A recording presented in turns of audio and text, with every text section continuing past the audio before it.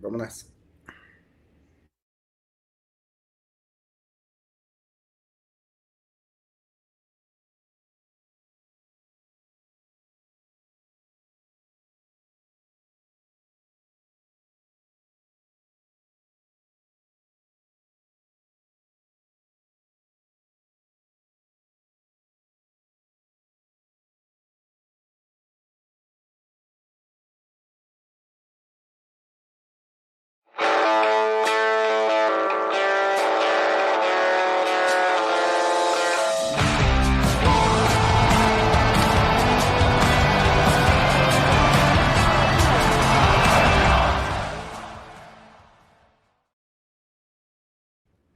Fala pessoal, sejam bem-vindos a mais uma edição do podcast Meio Campo, a edição de número 206, em que a gente vai falar um pouquinho sobre as quedas de treinadores, que esse começo de ano tá incrível, né? O ano que os treinadores caíram, a gente tá em 13 de fevereiro, e Manchester United, Chelsea, Real Madrid, Tottenham e Olympique de Marseille já trocaram de treinador, além do Nottingham Forest, que troca de treinador a cada 2 meses. A gente também vai falar sobre a semana de Copas Europeias, né? De Copas Nacionais da Europa, na verdade, né? Semana de Copas Europeias é semana que vem.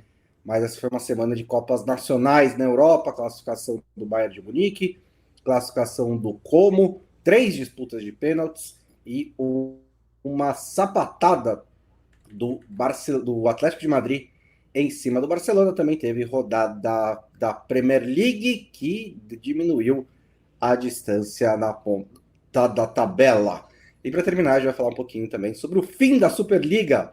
O Florentino Pérez perdeu a batalha, mas ganhou a guerra. Nós vamos falar um pouquinho sobre isso também. Boa noite, bom dia, na verdade, boa tarde, Felipe. É bom dia e boa tarde, boa noite em algum lugar, né? Sempre. Então, tá. A gente tem Sempre, é. ouvintes na Austrália, no Reino Unido, nos Estados Unidos. Então, você acertou em algum deles aí. Salve, salve amigos que nos acompanham aqui. Salve Bonsta. Pois é, eu sei que é meio clichê, porque faz anos que a gente ouve assim, agora a Inglaterra demite técnico, sei lá, em 2015 o pessoal já tava falando isso, né? Agora não é, a Premier League não é mais a mesma. Já faz uns 10 anos que o pessoal fala que a Premier League não é mais a mesma. É verdade, mas não é novidade também, né? Não é que né, até o ano O, passado as coisas eram diferentes, né? é, tinha dois técnicos que não eram demitidos, né? Só. E que era o Wenger e o Ferguson. E o que eu sempre dizia é que, tipo, no Brasil eles demitem técnico depois de 5 jogos. Na Europa eles demitem depois de 10. É só uma correção monetária aí, é tipo um câmbio. Mas também, assim, você olha para times, tipo. Não preciso nem citar o caso mais clássico do Watford, né? Que tem 3 treinadores por temporada há 10 anos, mas vários. Olha lá a sequência de técnicos do Chelsea, né? Desde a era Abramovich, o próprio Tottenham agora, no meio da tabela também. Os resultados estão indo mal, ainda mais cair na Premier League é um problema financeiro gigantesco. Aí a galera demite. E eu tenho que admitir, eu acreditava no Thomas Frank, viu? O Thomas Frank foi demitido do Tottenham depois de um começo que foi promissor, a gente elogiou bastante o começo do Frank no Tottenham. Eles competiram muito bem contra o PSG na Supercopa da Europa, né? Perderam nos pênaltis, ganharam as 2 primeiras rodadas, inclusive contra o Manchester City, com o Frank usando formações diferentes, tentando ali encaixar nos adversários. Era um dos pontos a favor da sua contratação, principalmente depois de uma temporada em que o Postecoglou se recusou a fazer ajustes, né? É um time que perdia toda semana, quase, e o Postecoglou mantinha o mesmo estilo, a mesma formação, o mesmo esquema, o mesmo tudo. E foi bastante criticado por isso. O Tottenham foi por outro lado com o Frank, que é um treinador bastante adaptável, bastante maleável. Isso não funcionou do Tottenham no geral, né? Uma das coisas que eu li é que com competições europeias tem muito menos semanas, né? Você não tem a semana livre para tipo trabalhar profundamente cada um dos adversários. Isso pode ser uma questão, mas no geral ele nunca ganhou, ele nunca se conectou de verdade com os torcedores do Tottenham. sem nem precisar entrar na anedota do copo do Arsenal, mas nunca rolou ali uma conexão, como rolou com o Postecoglou, por exemplo, né? Assim, no fim da passagem dele, a torcida estava de saco cheio, mas teve uns momentos que eles estavam amando o Ange, né? As declarações, o futebol ofensivo, o carisma, isso nunca pegou com o Thomas Frank, e o Tottenham está numa briga contra o rebaixamento, né? Assim, acho que não tem como negar mais, Isso é né? Está em incrível, né? 16º Isso é lugar, incrível. a 5 pontos do West Ham. Isso é muito incrível, isso é inacreditável. 8 rodadas sem vencer, 2 vitórias em 17 jogos, são 5 vitórias em casa pela Premier League do Tottenham desde novembro de 2024.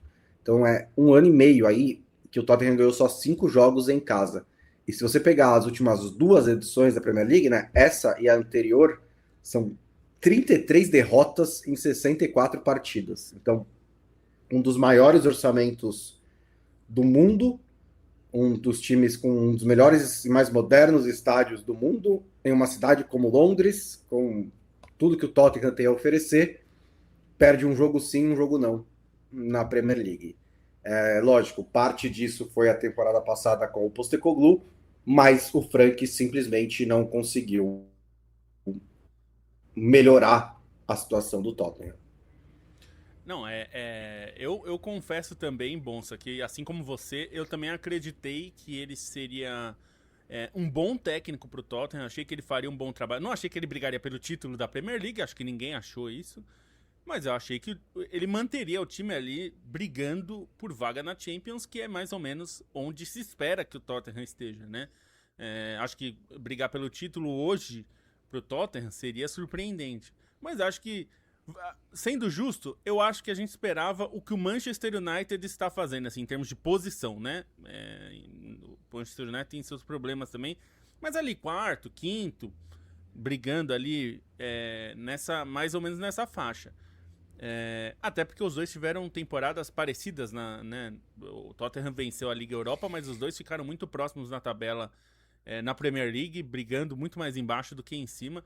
Só não brigaram contra o rebaixamento, porque a gente já falou várias vezes que existe um buraco muito grande entre os times da Premier League, os times estabelecidos, né? Os times que costumeiramente frequentam a Premier League, e os times da segunda divisão da Championship, né? Tem os times que ficam subindo e descendo, mas esses times estabelecidos é muito mais difícil para os times de baixo desbancarem, né? Ainda mais o Tottenham e o Manchester United, que são times do Big Six, né? Ainda que com todos os problemas, eles têm orçamentos enormes, né? Orçamentos de ficar na parte de cima. Então, assim, eu esperava que as coisas não dessem 100% certo, que ele tivesse seus problemas, mas eu esperava que fosse melhor do que com o Ange Postecoglou, né? Eu acho que era a base era essa. Você tem que melhorar em relação a isso. E não melhorou, né? Porque, como você disse, tem um ponto que pra mim é relevante, que é assim, o Ange Postecoglou era um técnico que parecia exagerar nos seus conceitos, né? Muitas vezes ele arriscava muito, e isso gerava frutos em alguns jogos, e quando dava certo era incrível, era um time que jogava bem e que dominava o adversário, mas quando dava errado, dava muito errado. O adversário destruía o Tottenham, né? E deu muito mais errado do que certo, por isso que ele, inclusive, que ele saiu. E, inclusive, a gente disse aqui, foi uma decisão corajosa do Tottenham de demitir o técnico depois de conquistar um título. Porque a gente sabe, o Manchester United, a gente tá falando dos dois, né? O Manchester United não teve essa coragem com o Ten Hag. Ganhou um título com o Ten Hag, um título mequetrefe, mas como ganhou em cima do Manchester City, que hoje, né, se tornou, né, é um rival que o Manchester United olha pra cima, né, quando tá olhando pro Manchester City, ficou com aquela sensação de que, putz, temos que manter o cara ganhou do City na final da FA Cup. E a gente viu o que deu. Então o Tottenham fez certo. O que a gente não esperava é que o Thomas Frank desse tão errado. E uma coisa curiosa para fechar isso aqui é que no nosso grupo de membros, que inclusive se você quiser fazer parte, você se torne aqui membro do plano centenário, que ainda te dá acesso também à nossa newsletter paga, né, de terça-feira. no nosso grupo de membros. Algum dos membros, e agora eu não vou lembrar quem que foi, então me desculpe se você estiver assistindo aqui, coloque o seu nome, mandou um Reels, né, do Instagram, falando de todos os técnicos do Brentford, dessa caminhada que o Brentford fez rumo à Premier League, né? Então, de quando subiu da League One para Championship, da Championship para Premier League, todos os técnicos que deram certo, que ajudaram o time nesse caminho, né? E como todos eles foram contratados sem experiência prévia ou com uma experiência muito pequena e quase irrelevante, e se tornaram bons treinadores, porque fizeram bons trabalhos dentro do Brentford, pularam para um patamar mais alto e todos deram errado. Todos. Da League One para cá, quando começou essa ascensão, todos os técnicos que deram certo dançaram e não conseguiram ter continuidade. Um deles, inclusive, já se aposentou e ainda é jovem. Fez um trabalho depois, deu muito errado, o cara desistiu de ser técnico. Então, assim, é um caso para se pensar, assim, quando a gente olhar para o Brentford agora, que, de novo, né, fez o mesmo... O Thomas Frank era um assistente que virou treinador, e agora o assistente dele virou o treinador e tá fazendo a melhor campanha da história do Brentford na Premier League. Então, acho que é bom a gente olhar um pouco pro caso do Brentford e pros técnicos, né, que comandam o Brentford, e tem alguns outros times assim também, que o projeto do clube é tão estabelecido e tão bem enraizado que a gente tem que tentar não atribuir tudo ao técnico, né? Nunca é tudo culpa só do técnico, nem a favor nem contra, né? Sempre tem um contexto.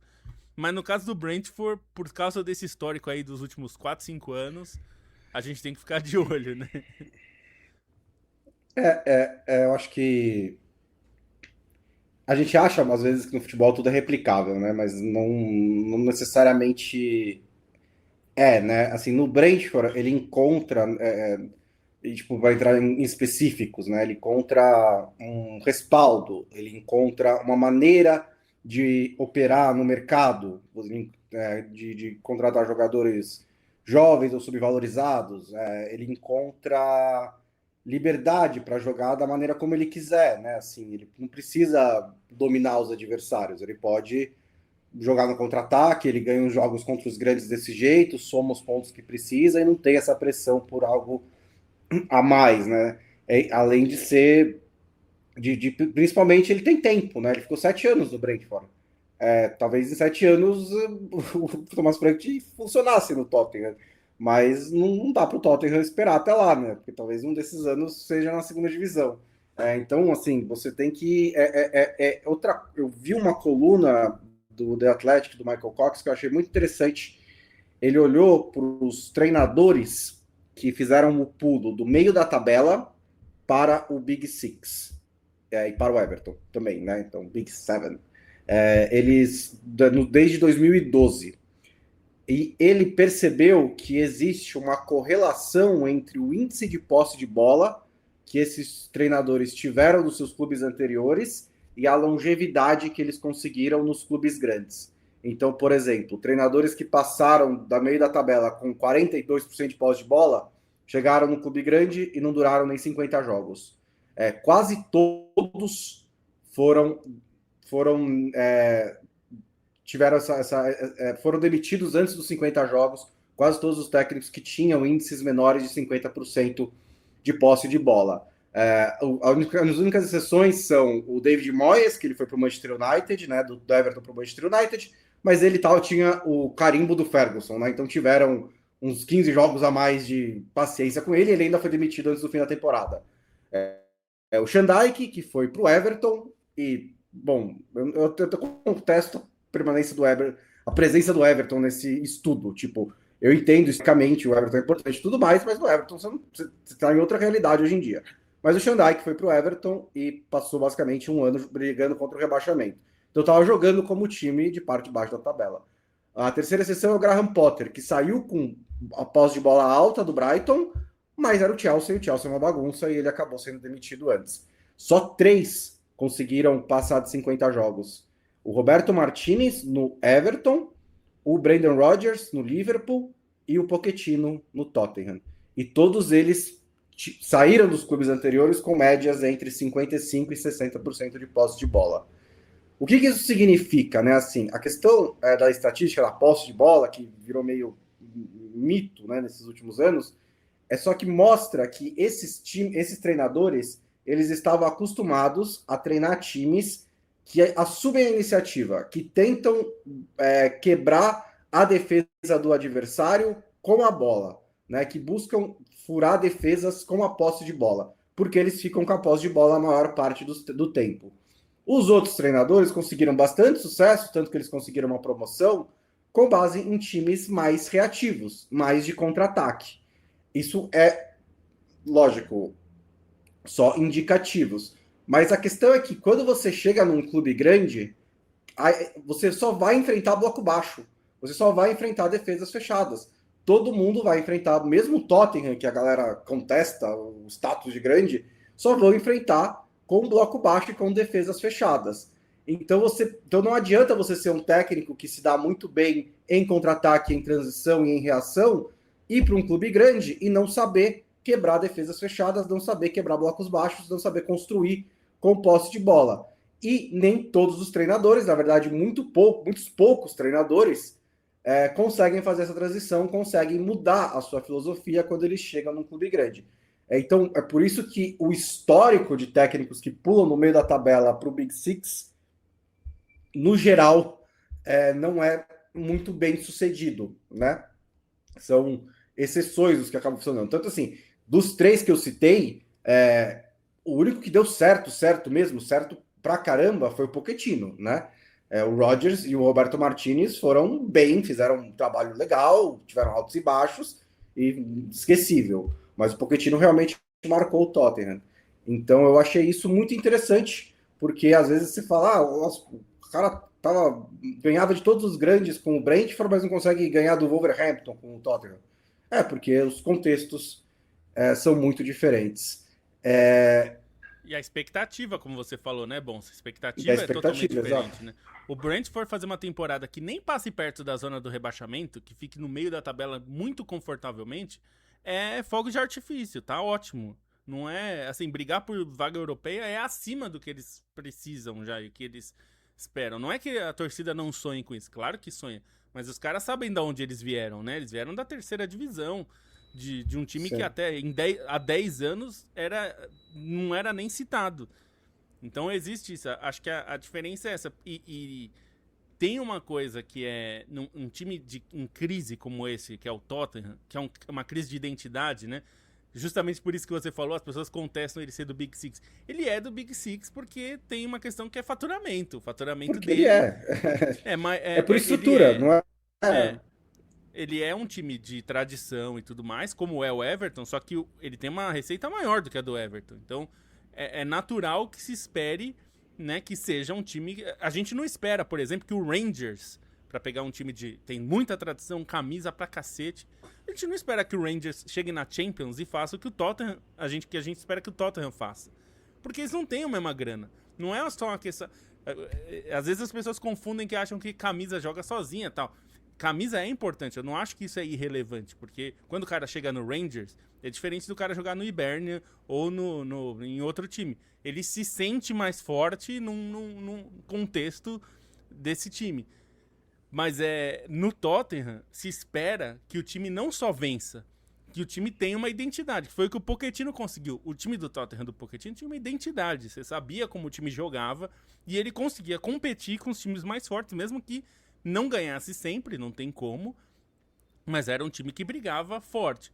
Então acho que o que se espera no Tottenham é muito diferente do Brentford, e como esses outros técnicos também, acho que entra um pouco até no que a gente vai falar do De Zerbi também.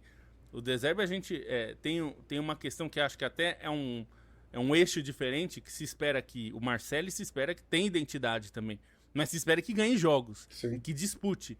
E quando você chega num patamar de tipo, beleza, voltamos pra Champions League, legal, mas agora eu preciso bater no PSG. Não aguento mais apanhar do PSG. Não é passar o carro em cima do PSG. É competir. Não é não tomar 5-0 em confronto com o PSG, né? Então, assim, eu acho que é se adaptar a isso.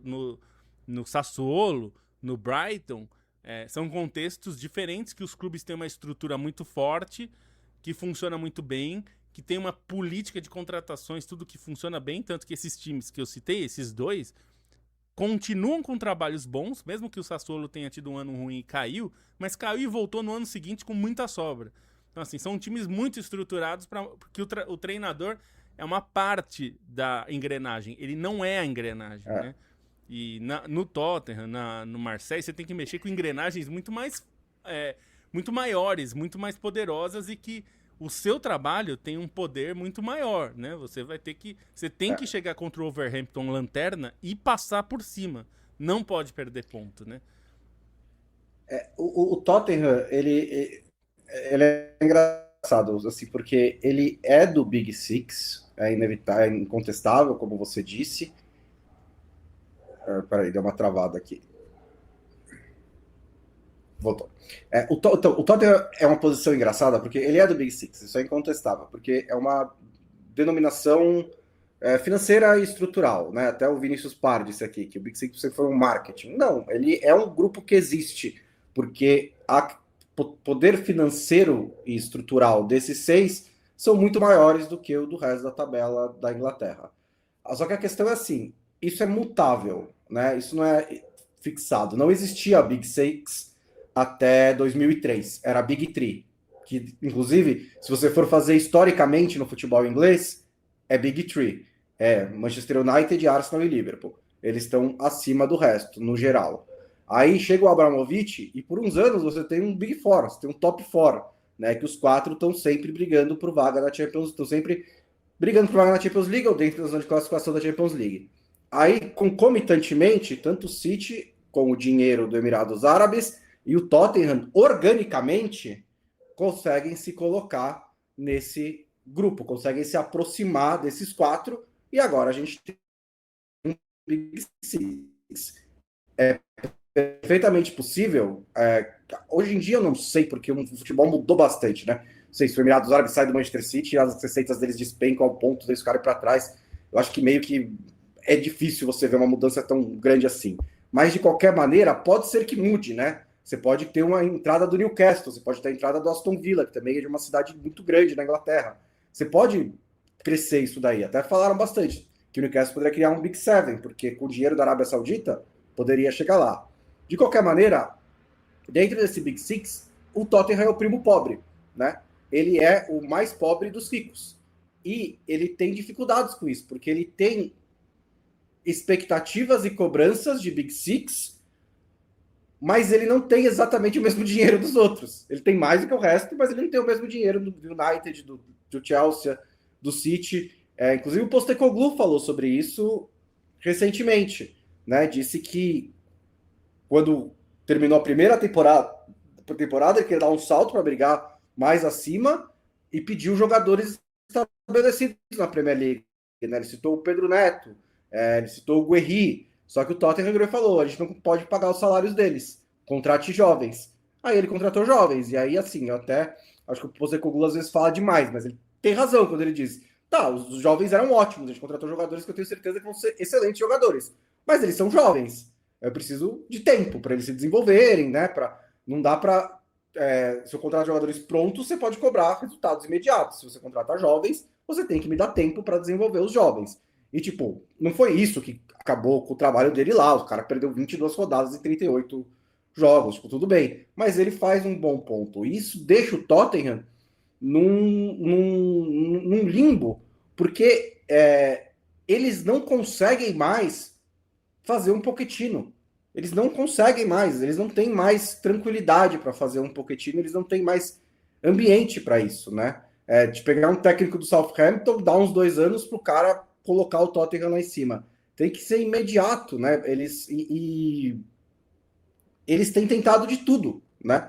É um dos times que mais estão trocando treinador. Eles tentaram o Mourinho, eles tentaram o Conte, eles tentaram o Nuno Espírito Santo, que é técnico de meio de tabela de contra-ataque, que também não deu certo. Tentaram o Postecoglou, tentaram o Thomas Frank, e nenhum deles fez, acho que 100 jogos no comando do Tottenham. Não, desde a saída do Pochettino, o Tottenham está completamente perdido, sem projeto, sem pensar em como ele consegue se aproximar dos outros 5 clubes ricos da Inglaterra. E ele conseguiu entrar nesse bloco e competir, chegar na final de Champions League, graças a um trabalho muito bem feito e um trabalho muito inteligente. E não é por acaso que um dos favoritos para assumir o Tottenham na próxima temporada é o Maurício Pochettino. Sobre o... Oi? Não, é isso. A gente fala muito sobre os times precisarem ter, nos times de menor orçamento, eles precisam ser muito mais precisos nas suas contratações, né? O Tottenham consegue contratar alguém que talvez o Brentford não consegue, mas não consegue contratar alguém que o Chelsea quer, né? Acho que é essa. Pra pegar um time que fica pertinho do Tottenham, assim, também, assim, tem o Arsenal e tal, mas... A gente não precisa nem inventar um exemplo, né? Eles queriam o EZ, fizeram proposta, aí o Arsenal chegou e ele falou, eu vou pro Arsenal. É claro, e a gente viu isso acontecer com o Willian, lembra do Willian, que fez exames médicos no Tottenham e assinou com o Chelsea, porque no fim esses times têm condição de pagar aquele a mais de salário ou aquele a mais do valor de transferência, e a gente vê isso acontecer dentro do Big Six, né? A gente viu o Guerri ir pro Manchester City porque o Manchester City resolveu pagar um salário maior e, enfim, um dinheiro que talvez nem valesse pagar agora para antecipar 6 meses a chegada dele. Porque coisa que o Liverpool talvez não tenha. Fala, não, pra ir acho que não vale. Isso acontece. É que com o Tottenham, ele tá num patamar meio isolado, né, Bonsa? Que ele tá longe dos times ricos, assim, em termos de Chelsea, Manchester United, City e tudo mais. Mas também ele tá distante do Brentford, né? Ele tem a capacidade de pagar bem mais do que o Brentford, mas bem menos que o Chelsea. Então ele cria um limbo. E aí talvez o que falte é justamente alguém que consiga, com esse poder, ir, por exemplo, na Itália e contratar um jogador de peso do Milan, porque o Tottenham consegue fazer isso. Mas você tem que convencer o jogador. Para convencer o jogador, você tem que ter um projeto como tinha o Pochettino, porque também se o jogador vem para pegar um técnico interino que vai ser demitido daqui 6 meses e ele vai ter que procurar outro lugar, é mais difícil de convencer o cara aí, né? Já dei boa tarde para o Vinícius Para, né? Pelo menos já citei o nome dele, o Matheus Cremonese, manda um salve para os foliões do meio campo. Renato Mucchiuti por aqui, o Geornalista também manda um salve, assim como o Wanderson 4991, que faz uma pergunta sobre a Superliga, que morreu, mas não a ideia, né? É mais ou menos isso que a gente vai falar no fim do programa. O Hugo ADRJ mandando um salve por aqui também, assim como o Gertro Martins, o Fernando Amaral, o Edu Starling e o Marcos Luiz. Só rapidinho, então, sobre o De Zerbi e o Shandai, que também foi demitido do Nottingham Forest, né? Você falou que é engraçado porque você falou, não, tem que competir com o PSG. E ele tinha conseguido, né? Ele ganhou no primeiro turno do Campeonato Francês e levou nos pênaltis o Troféu dos Campeões, né? Que é a Supercopa da França. Só que aí o PSG do último jogo meteu 5-0 e podia ter sido mais, né? Tem também relatos de divergências internas. O De Zerbi não é assim um pastor, né? Ele já tem um históricozinho de tretinhas. E teve divergências internas, instabilidade tática, mudava muito o time, tinha inflexível nas suas ideias, etc, etc. E perdeu do Clube Brugge também, né? Por 3-0 na Champions League e ficou fora do mata-mata. Pois é. Então também teve isso. Ele vem de um vice-campeonato francês. O Marseille se reforçou bastante, né? O Marseille tem investido em jogadores para o nível ali do campeonato francês, nível financeiro do campeonato francês, e do Marseille tem investido bastante, e o time deu uma queda dessa temporada, está muito instável principalmente, né? Muito irregular, ainda está na briga por vaga na Champions League, está em 4º lugar, não é nada desastroso, mas a decisão foi de demitir o De Zerbi, que é um técnico que tem altos, muito altos, né? O Sassuolo dele, como você disse, foi um time que encantou a Itália, o Brighton teve momentos que estava brigando com o Big Six ali na base da tática, da inteligência. O Guardiola chegou a dizer que ele é um técnico mais influente da geração, mas também o time às vezes também tem alguns baixos. E o Shandai, que assim, eu acho até irônico, né? Ele foi demitido depois de um jogo que o time dele deu 35 finalizações. Eu não fiz esse levantamento, mas eu chutaria que foi a primeira vez. que um time do Shandai que bateu pro gol 35 vezes, né? No Burnley, ele batia 35 vezes em um mês pro gol. E ficou no 0-0 com o Wolverhampton. Os resultados nem eram tão ruins. Sinceramente, eu nem faço ideia do que o Nottingham Forest está fazendo nessa temporada. Eu só sei que é um exemplo perfeito de como não se portar depois de uma temporada em que você superou as expectativas. O Nottingham Forest foi muito melhor do que se esperava com o Nuno Espírito Santo, chegou em competições europeias, se classificou para a Liga Europa no tapetão, tem até chance de chegar longe na Liga Europa, mas 4 técnicos na temporada, bicho, não tem nenhuma justificativa para isso. E agora, a essa altura do ano, né, ele emendou aí uma sequência milagrosa, quase não, é milagrosa. Você olha pro Wolverhampton agora, né, ele ganhou, tipo, sei lá, 8 jogos em 2 meses, em 3 meses. E agora é ele que vai tentar somar os últimos pontos que o Nottingham Forest precisa para escapar do rebaixamento. Isso é inacreditável, né? Porque todo time que supera desse nível a expectativa cria um problema pra si mesmo, né? Porque e eu não tô dizendo que isso é ruim, assim, no sentido de que não tem que surpreender positivamente. Mas você tem que saber que a sua expectativa na temporada seguinte tem que ser ajustada, né? Para pegar um exemplo que é muito famoso, o Leicester, né? O Leicester ganhou o título e assim, precisou ajustar um pouco a expectativa, porque conseguiu ali manter algumas temporadas boas logo em seguida, mas já vendo problemas começarem a acumular, até que uma hora a coisa degringolou. É difícil se manter nesse patamar, né? E no caso do Forest, você tem que jogar competição europeia e tudo exige muito mais, é muito diferente. Não é só uma questão de jogar com time titular ou time reserva, todo o planejamento do clube muda. E é inevitável que você vá, pode, mesmo que você jogue com um time reserva, por exemplo, nas competições europeias, mas se o time perde as 6 primeiras na Europa, isso afeta o clube, né? Afeta o time, afeta os jogadores que entraram lá e que vão entrar na Premier League com a confiança no chão. Então, assim, não dá pra separar as coisas, né? Então, esse ajuste de expectativa é difícil. Agora, o que você espera do Sandash também, né? Assim, se você contrata o Sandash, você tem que esperar que é isso aí mesmo. É um time ruim que vai jogar mal e vai ganhar, eventualmente, por causa de força e de defesa, se tiver uma defesa ajeitada. E mesmo assim vai correr um Sim. risco absurdo até o fim do jogo. Então, eu entendo o Sandash ser contratado por times que estão na rabeira da tabela e precisam desesperadamente Ele é bom escapar. nisso. Ele é bom nisso. Se você quer além disso, aí é você querer contratar uma Ferrari para competir, né? Aliás, comprar um Fusca para competir com um Ferrari. Você não vai conseguir. Assim, ele não faz isso. Ele é competente dentro de um nicho e tem vários técnicos no mundo inteiro que são capazes disso, de pegar times absolutamente caóticos brigando na zona da rabeira e conseguem dar um jeito ali do time meio que escapar, mas eles não conseguem fazer muito além disso. E o Nottingham Forest, se a expectativa era brigar contra o rebaixamento, é uma coisa. Eu acho que não era isso que eles esperavam. Então, trabalho muito. Mas assim, nada surpreendente considerando que a gente tá falando do time do Marinakis, né? O Marinakis é um cara que não é conhecido exatamente pelo planejamento de longo prazo e metódico, né? Ele é conhecido por dar soco na mesa e é isso aí. Então, às vezes dá certo, deu muito certo com o Nuno Espírito Santo, mas é muito mais difícil replicar o sucesso, né? Sucesso eventual é difícil, sucesso constante é muito difícil. Então, tem 2 pontos. O Vinícius lembrou algo interessante.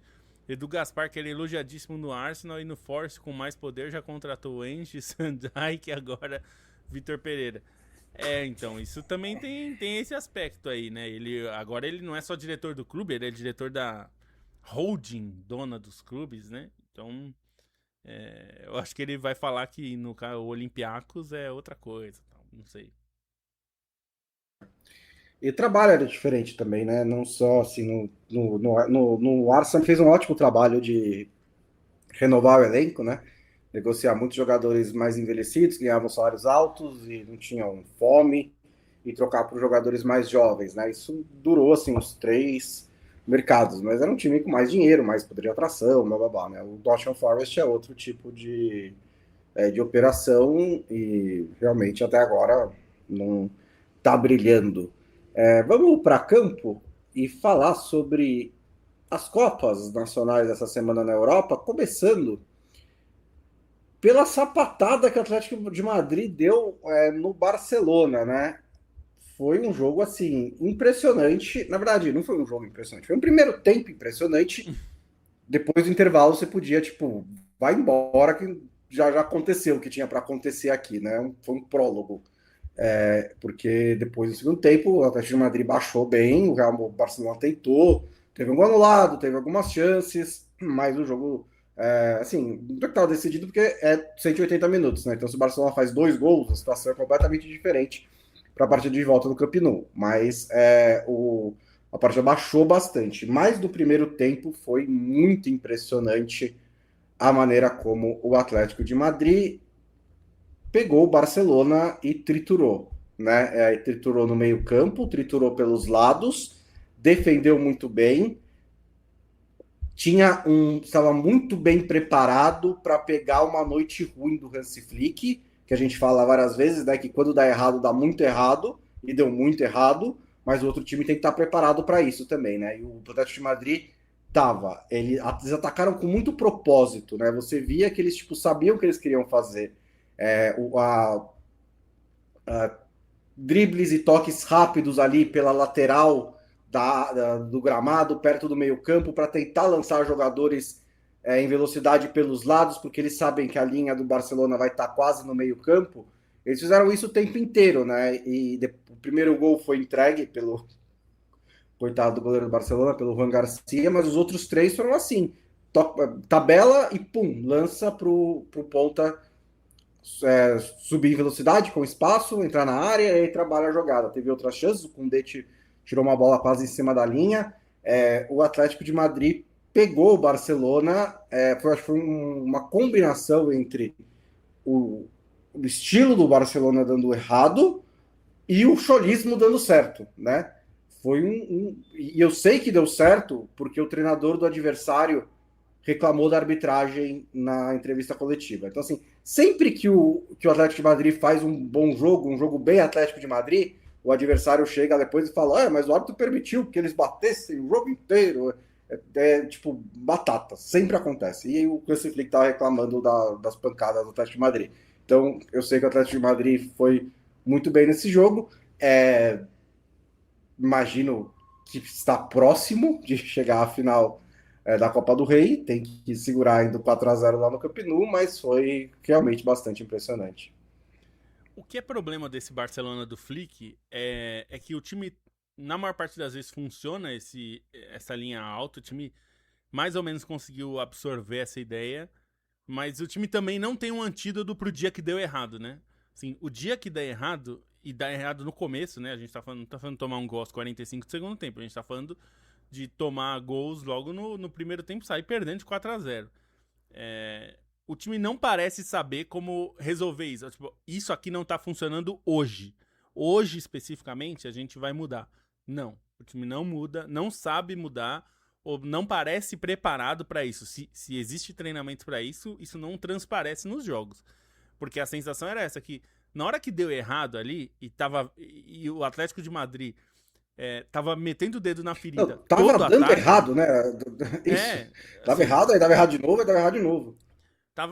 parece que o Atlético de Madrid achou a ferida e ficou metendo o dedo, assim, ó. E o Barcelona não encontrou um jeito de segurar o braço, assim, falando, não, vamos conter danos. Porque tem dias que são assim, as coisas não dão certo e você tenta conter os danos, né? Conter a derrota, pelo menos, assim.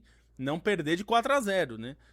E o problema para mim desse time do Barcelona é que ele vai dar certo na maioria das vezes, isso tem sido constante, a maior parte das vezes isso funciona, mas no dia que não funciona é um caos. Eu vou dar um exemplo aqui porque eu vivi de perto isso. O Barcelona não eliminou a Inter na Champions League porque não soube lidar com isso. Porque a Inter, todo ataque da Inter era uma chance de gol. Todo ataque, praticamente. E o Barcelona não soube entender que tem momentos do jogo que é melhor dar um passo atrás do que ficar fazendo uma briga de faca. Porque é uma loucura, assim. Você não tem controle de jogos assim. E eu acho que esse é um. É o que eu falei. Você pode fazer jogos espetaculares e muitas vezes você domina o adversário. E vamos lembrar do jogo que ficou muito famoso da goleada do Barcelona sobre o Real Madrid no Bernabéu. Foi um jogo que o Real Madrid perdeu 4 ou 5 chances claras antes da coisa desandar. Então, podia, assim, não aconteceu. Mas se uma dessas bolas o Mbappé tivesse dado 2 passos para trás, ou tivesse esperado um pouquinho para correr e o gol sai, a gente poderia estar falando de uma situação dessa. Então, eu acho que esse é um ponto para ele ficar atento, porque aconteceu aqui, não vai reverter, me parece muito improvável. Se conseguir, vai ser uma coisa épica. Mas eu acho que tem que se preocupar por causa da Champions. Porque se acontecer de novo, como aconteceu contra a Inter, de um time todos os ataques serem perigosos, não tem como vencer uma Champions League assim. Se você tem esse defeito e o adversário achar esse defeito, você tá perdido. Assim, parece uma coisa meio... Não pode ser um veneno desse jeito. Assim. Você tem que estar preparado para essa situação que as coisas dão errado, né? Eu acho que o que você falou sobre a alternativa é importante, né? Porque acho que o que falta para esse time do Barcelona é perceber quais são esses dias. Porque a maioria dos dias funciona. Porque assim, não é que o Barcelona, que o Hansi Flick é doido, né? Não, claro. E tá sempre lá o espaço para os caras correrem e os outros só não percebem isso. É que assim, ele controla o jogo com pressão e com. Ele controla o jogo. A linha alta ele serve para diminuir o campo, né? Porque tem impedimento. Então, assim, o adversário, quando ele está saindo com a bola, ele tem menos espaço para jogar. Ele pode tentar o lançamento, mas se não tem ninguém, linha de impedimento, blá blá blá. E você tenta recuperar a bola com base na pressão organizada, tentando recuperar no campo de ataque ou perto ali o máximo possível. O problema é quando isso não dá, quando isso não dá certo, porque isso exige concentração, físico, intensidade, todos os jogos, né? E às vezes, se você tem uma baixada, abre-se, né, abre-se a porteira para o time adversário. E aí, quando o time adversário está preparado para fazer isso e é um time bem organizado, ele pode ficar explorando uma vez atrás da outra. Né? O Sevilha fez isso essa temporada e ele nem é tipo brilhante. Tem outros exemplos também, né? Então pode ser que o Barcelona consiga fisicamente segurar os 7 jogos do mata-mata da Champions League e ser campeão. Perfeito. Mas se baixa um pouco, eles estão em apuros. Destaque do lado do Atlético de Madrid para o Julian Álvares, que não marcava gol desde dezembro, eu acho. Por La Liga desde novembro, né? Acho que não fazia gol pelo Atlético de Madrid desde o jogo contra o PSV. E ele é, tipo, o principal atacante dos caras, então isso meio que dói um pouco. E pro Ademola Lookman, né, que tá se candidatando aí, a gente falou do Endrick, né, melhor jogador da temporada do futebol francês, o Lookman tá se candidatando a melhor contratação da temporada do futebol europeu. É que o cara chegou como uma luva, né? Todo jogo agora ele tá lá fazendo as coisas acontecerem para o Atlético de Madrid. E também acho que o terceiro jogador mais importante foi o gramado do Metropolitano, né? Que no pré-jogo foi um ponto de discussão muito grande, né? Os jogadores do Atlético de Madrid reclamaram do gramado, não é que tipo, o adversário chegou lá e falou: não, o gramado. Não. Os jogadores do Atlético de Madrid falaram, o Coque deu uma declaração que era: vocês esperam que a gente jogue no alto nível, a gente precisa de um gramado de alto nível para jogar em um alto nível, né? Depois de um jogo que o Atlético de Madrid não ganhou. E o gramado driblou o goleiro do Barcelona, né? Então, ponto para o gramado. Lá no SofaScore ele vai ter um driblezinho completo.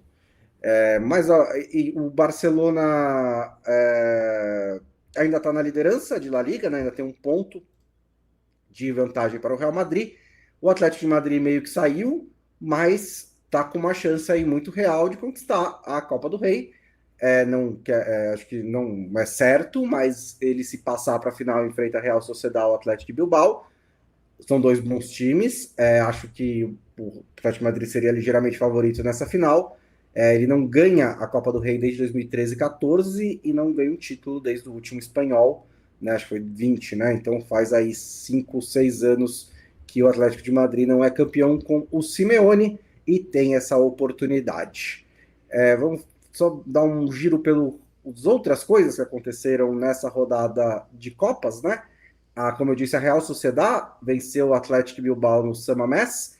A Real Sociedad que começou mal a temporada, teve outro período ruim no fim do ano, mas ele contratou o Peregrino Matarazzo, eu adorei esse nome, tá invicta há 7 rodadas na La Liga, algumas foram antes, mas ele tá dando uma boa recuperação na Real Sociedad e entrando em briga em competições europeias e venceu o Atlético no San Mamés, né? Tipo, ele meio que já pode se aposentar e viver lá em San Sebastián e pronto. Ele não precisa fazer mais nada na vida dele. O Bayern de Munique venceu mais uma, 2-0 sobre o RB Leipzig e está em busca da sua primeira Copa da Alemanha desde a Tríplice Coroa, né? É engraçado porque desde então o Bayern não passou nem das quartas de final, né? Foi um jogo bom que eles fizeram contra o RB Leipzig. O Van der Voort cometeu um pênalti, mas fez várias defesas importantes, né? E o Olise deu um lindo lançamento para o gol do Luiz Dias, o segundo gol da vitória do Bayern sobre o Leipzig. Teoricamente, foi o adversário mais complicado que o Bayern teria até a final, né? Porque do outro lado está o Bayer Leverkusen, que pode ser difícil também. E o Freiburg eliminou o Hertha Berlim, que na outra partida de quartas de final, né? Nos pênaltis. E o Stuttgart venceu o Holstein Kiel. Então, assim, o Freiburg, Stuttgart e Leverkusen são bons projetos da Alemanha, mas o Bayern é meio que outro patamar, como dizem os outros. E o Como, Lobo, eliminou o Napoli nos pênaltis e chegou às semifinais pela primeira vez em 40 anos, né?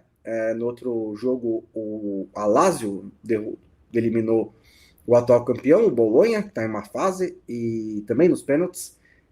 Mas para o Como, principalmente, e para o trabalho do Cesc Fábregas, se tudo mais der errado, né? É uma campanha legal, pelo menos, aí para marcar uma temporada em que o Como é um dos times mais legais da Europa. É uma campanha marcante. É um time que tem feito um bom trabalho, né? E tem encaixado bons jogadores. Eu imagino que o Nico Paz não estará em Como durante muito tempo, né? Depois dessa temporada. Você não sabe se ele comprou uma casa no Lago, eu teria comprado. Pois é um bom lugar para ter uma casa ali, né? Um dos melhores cenários da Itália. Mas é uma grande história e acho que até quem chega a essa altura do campeonato, né, bom, pode sonhar com o título, porque já está assim no horizonte. Não quer dizer que o caminho até lá é tranquilo, mas se você já chegou até ali, né, eu acho que não custa sonhar, né? Ainda que Copa da Itália tenha esses regulamentos um pouco estranhos, né, de semifinais em jogo de volta e tal, que é uma coisa meio que não faz sentido, né? Assim, é meio que para evitar que o Como ganhe o campeonato. Times como o Como, né, ganham o campeonato. Já coloca os times maiores entrando nas oitavas de final, jogando em casa, em jogo único. E a semifinal tem esse negócio. Eu sei que também tem uma coisa de TV para você, se você tiver dois jogos com times grandes, né, viram dois clássicos e tal. Mas, né, vamos combinar que tá longe de ser uma fórmula que faça sentido, né? Assim, já que é pra ter... Sim. É um pouco o que fizeram na Copa do Brasil agora, né? Que vai ser semifinal em jogo de ida e volta e final em jogo único, enfim. Se tem um jogo pra ser do jogo de ida e volta, é a final. E, né, não faz muito sentido isso. Mas e assim, sobre o Napoli, Antônio Conte não gosta de mata-mata, né, Bonsa? Acho que não é muito a Não, dele, né? Ele não é muito não é dele. exatamente um técnico muito talhado para Nem esse tipo sei, de na coisa. real. Ele é muito bom para competir na liga. Todos os times dele são competitivos em todas as ligas que ele participou. Mas vou te falar que é difícil pro Antônio Conte Ele. competir no mata-mata. Eu fiquei curioso. Ele ganhou uma FA Cup pelo Chelsea, mas ele não ganhou uma Copa Itália pela Juventus, né? E ele pegou a Na Juventus época, numa época em que era tipo, não ganhava precisava fazer todo nada, ano, você né? era campeão. Pois é. Foi ele que E nem começou na Inter. aquela do Enia campeonato, começou Exato. com Conte. Realmente é impressionante. O Como enfrenta a Internazionale Milano, não sei se você conhece, e na outra semifinal a gente vai ter a Lazio enfrentando a Atalanta. E também teve Premier League nessa semana, e o grande destaque não é esse que você está pensando. O grande destaque é que o Arsenal empatou com o Brentford fora de casa e com a vitória simples do Manchester City sobre os Fulham, 3-0, 3 gols no primeiro tempo, a diferença caiu para 4 pontos a 12 rodadas do fim. O Arsenal tem 57 e o Manchester City tem 53. Então deu uma abridinha aí na briga pelo título, né? A gente está sempre falando, tem que chegar no confronto direto próximo, blá blá blá. O City conseguiu dar uma reduzida na distância. É aquele famoso xiii, Marquinhos. Tá começando a dar uma sensação ruim aí. Ainda acho que o Arsenal é mais time porque tem jogado melhor, né? Mais do que só os resultados. É um time que joga melhor. Mas o Manchester City crescer nessa hora nunca é uma boa notícia para quem tá na frente, né? E você ter que enfrentar o Manchester City um Manchester City ascendente, precisando não perder, né? É sempre um risco. O Brentford, não do Thomas Frank, né? O Brentford que consegue manter os seus trabalhos de técnico sempre muito bons. Até não é exatamente uma coisa desastrosa empatar com o Brentford fora de casa, considerando que o Brentford é esse time que a gente está falando, né? Um time que está nesse momento em 7º lugar na tabela, não é um time fraco, mas é aquela coisa que a gente sempre fala, dos times que brigam pelo título, você não tem muita margem, né? Principalmente desde que o Manchester City estabeleceu uma marca de pontos ridiculamente alta, né? Não tem muita margem para você perder pontos, então tem que ganhar assim, grande parte dos jogos. Vamos lembrar que a gente já teve times como o Liverpool chegando a mais de 90 pontos e não sendo campeão, né? Então, eu sei que não é o que vai acontecer todo dia, mas eu acho que isso tem que estar na cabeça do é óbvio que eles queriam ganhar, mas Mas assim, complexo. todo time disputa o mesmo campeonato, né? Tipo, a pontuação.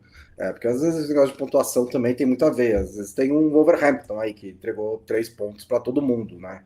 E aí isso sobe também o patamar, Menos pro enfim. Liverpool, né? Tem.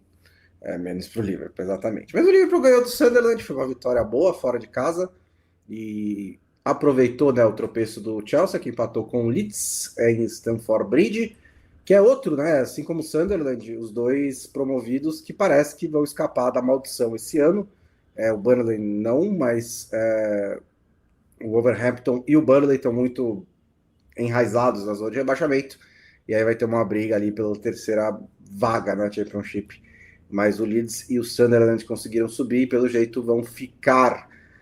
E o outro que tropeçou foi o Manchester United, né? Não sei se vocês ficaram sabendo, mas eles empataram com o West Ham por 1-1, e aí a briga pelo quarto lugar ficou bem interessante. O United tem 45, Chelsea 44, o Liverpool 42 e o Brentford tem 40. Então qualquer um desses aí pode, inclusive o Brentford, tentar entrar no G4 ou G5 da Premier League, que dá vaga na próxima Champions League.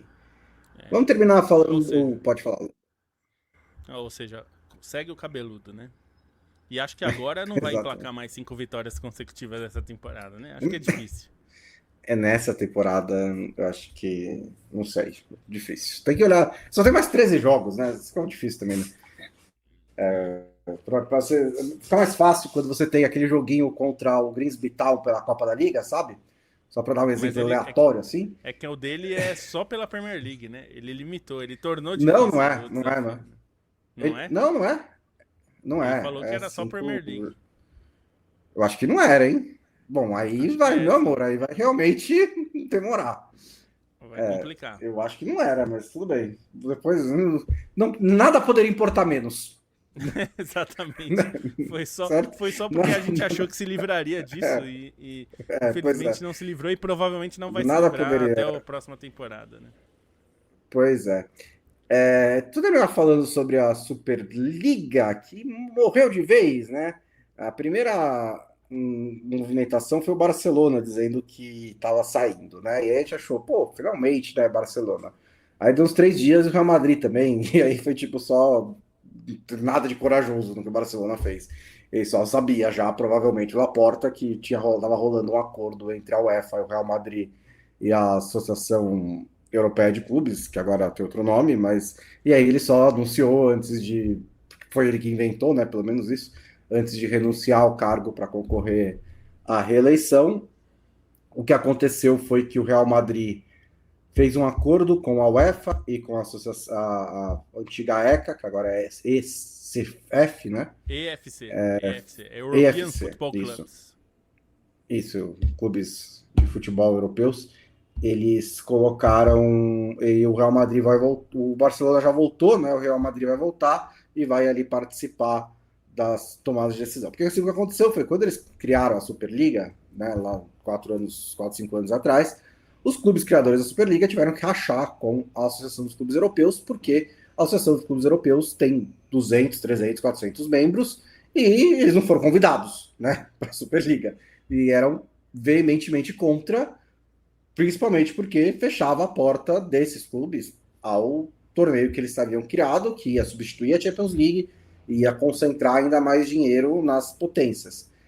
Então, tanto que nesse movimento, o Nasser Al-Khelaifi, que é o presidente do PSG, ganhou muita força e se tornou o dirigente mais poderoso do futebol europeu, se tornou o presidente da ECA e comandou aí meio que uma oposição à Superliga.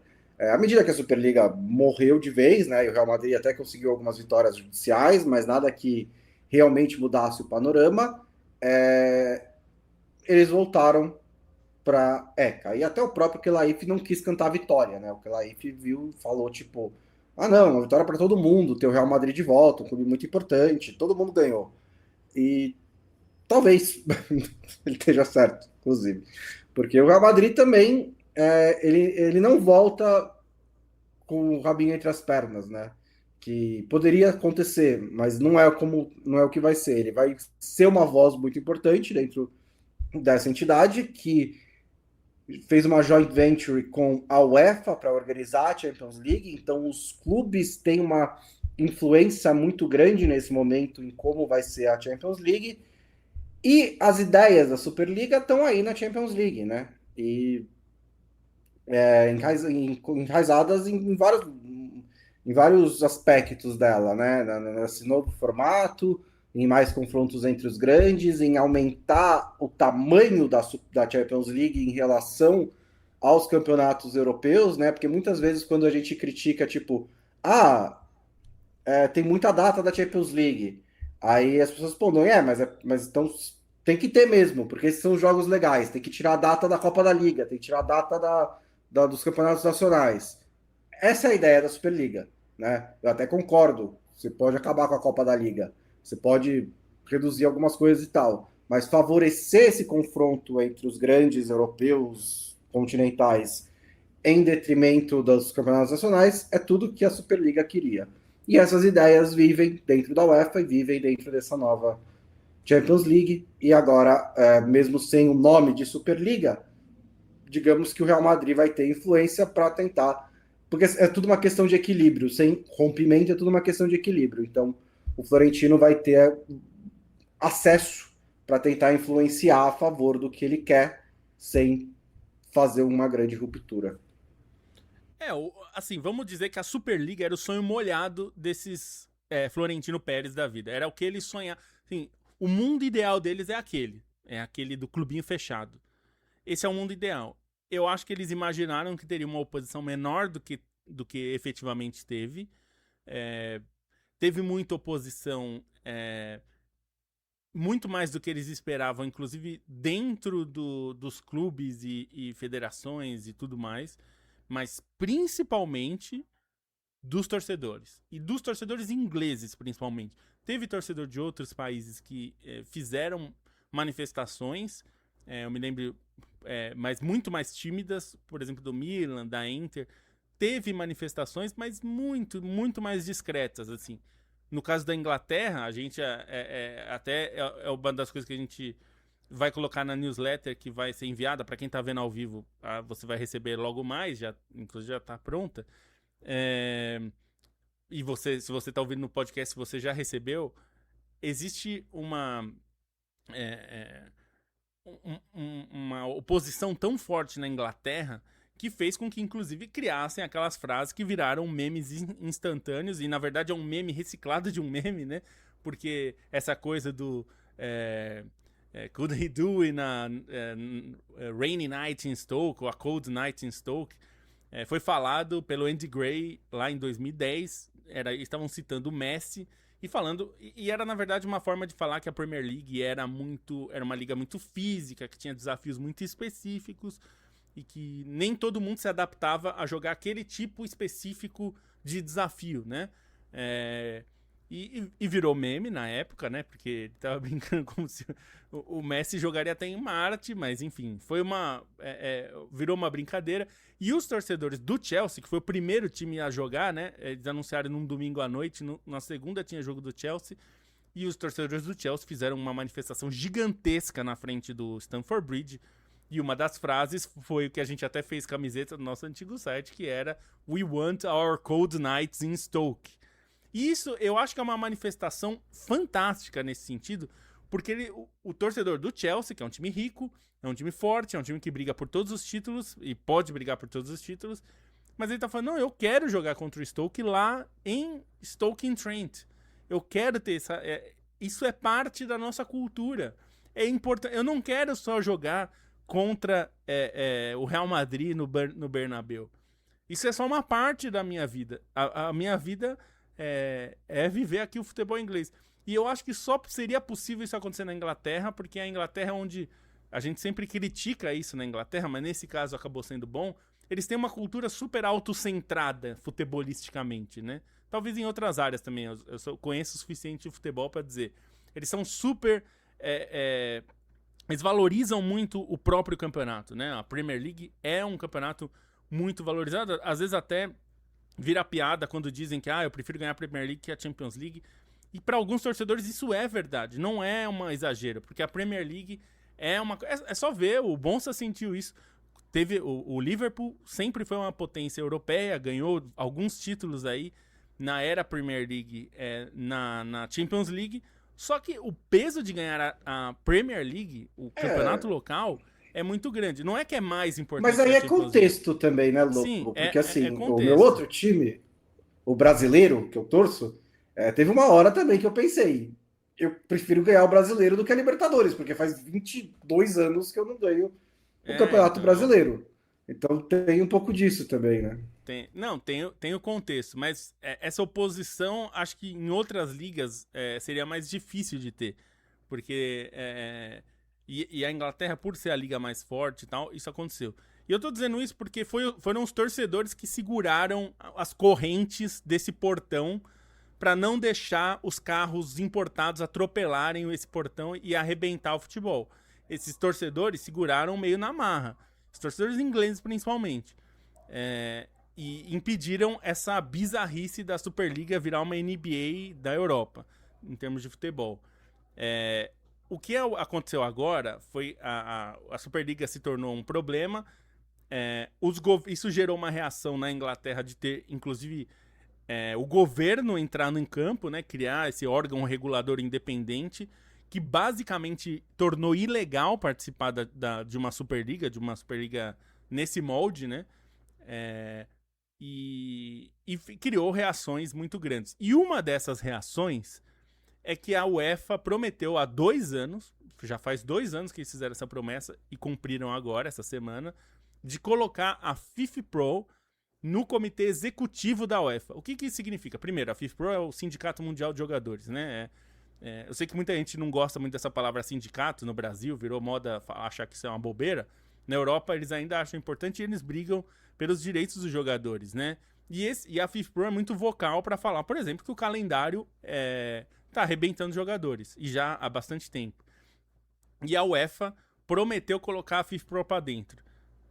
o comitê executivo é quem toma todas as decisões importantes. Então, assim, vai mudar o campeonato? O executivo tem que aprovar, o comitê. Não é o presidente da UEFA que decide sozinho.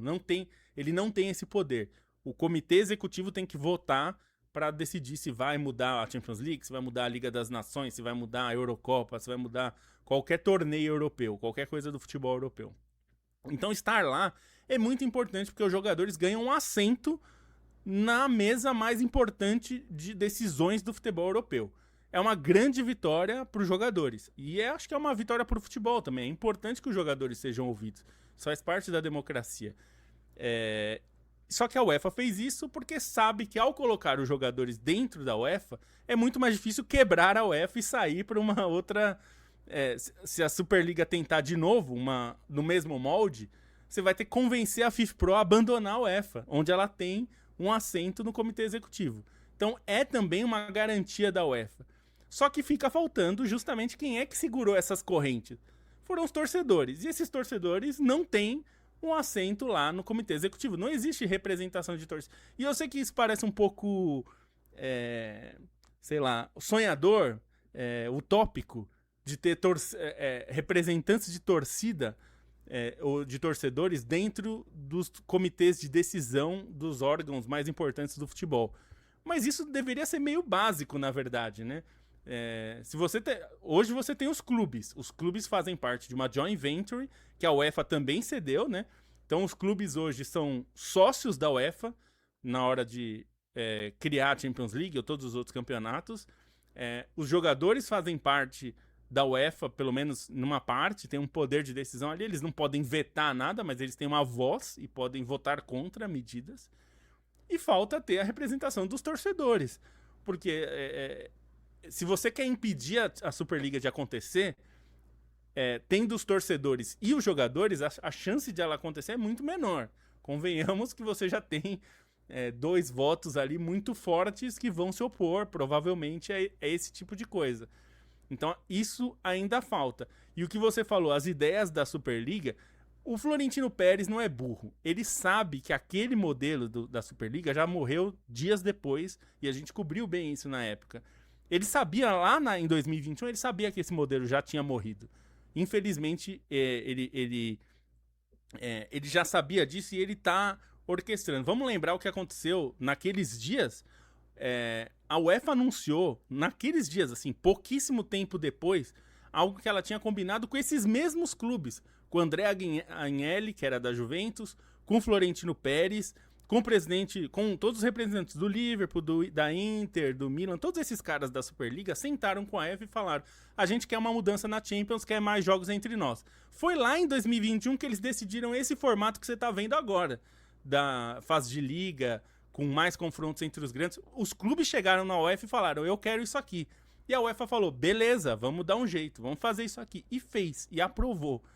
E dias depois, antes do anúncio, né, o anúncio dessas mudanças foi feito depois, mas eles já tinham decidido isso dentro da ECA, numa reunião com a UEFA, e eles resolveram fazer esse negócio. Então, na verdade, como você falou, muita coisa da Superliga tem sido implementada. E eu acho que é um pouco a ideia do Florentino Pérez.